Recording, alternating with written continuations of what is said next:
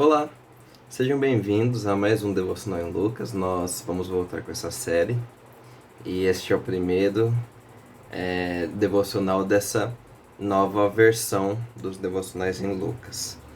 E dando continuidade aos devocionais, hoje nós leremos o texto de Lucas 8, versículos 1 a 3, que diz assim: Depois disso, Jesus ia passando pelas cidades e povoados, proclamando as boas novas do reino de Deus.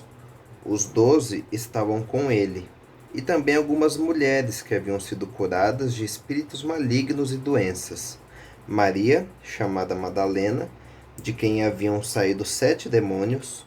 Joana, mulher de Cusa, administrador da casa de Herodes. Susana e muitas outras. Essas mulheres ajudavam a sustentá-los com os seus bens.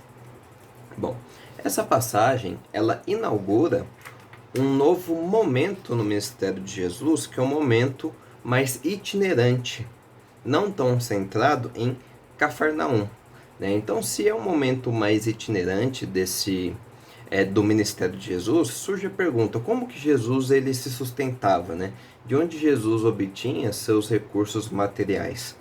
E o texto de Lucas, esse texto que a gente leu, ele vai se propor a responder isso, né?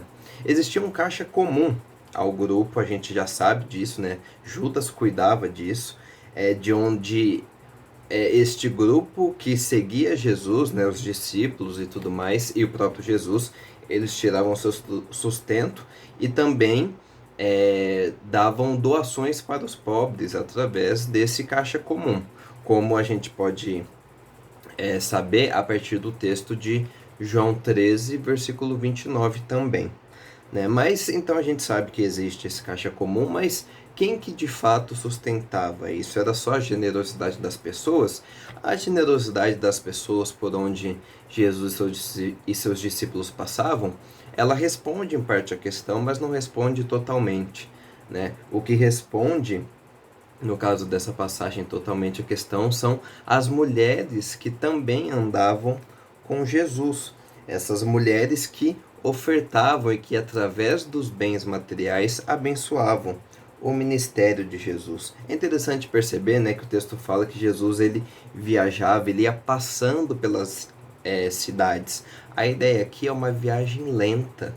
É uma viagem que se demorava, que ficava nas cidades, que se preocupava com aquelas cidades que Jesus ia passando. E essas mulheres, então, iam sustentando Jesus e as outras pessoas que estavam lá. Os 12 iam com ele, o texto fala que os 12 iam com ele, mas diferente de outras passagens que costumam nomear os discípulos de Jesus, né, que posteriormente se tornariam os apóstolos, esse texto ele nomeia as discípulas de Jesus, né, que auxiliavam Jesus com os seus bens. E cita 3 nomes de pessoas que sofriam algum tipo de enfermidade ou sofriam com a presença de demônios e que foram libertas disso, né? No caso, Maria Madalena, a quem foram tirados 7 demônios, né? Um caso, digamos assim, muito grave dessa enfermidade espiritual, digamos assim. Joana, que era esposa de um dos oficiais de Herodes, e Susana, né? Essas duas últimas, apesar do texto não falar especificamente delas, provavelmente elas também tinham algum tipo de enfermidade, estavam enfermas antes de começar a seguir a Jesus, né? E a partir do momento que elas são curadas, elas passam a seguir e passam a sustentar o Senhor. E esse texto, então...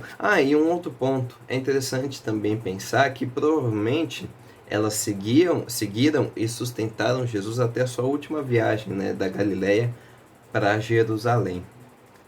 E esse texto, ele nos ensina muitas coisas, mas aqui eu tirei 2 coisas principais que ele nos mostra.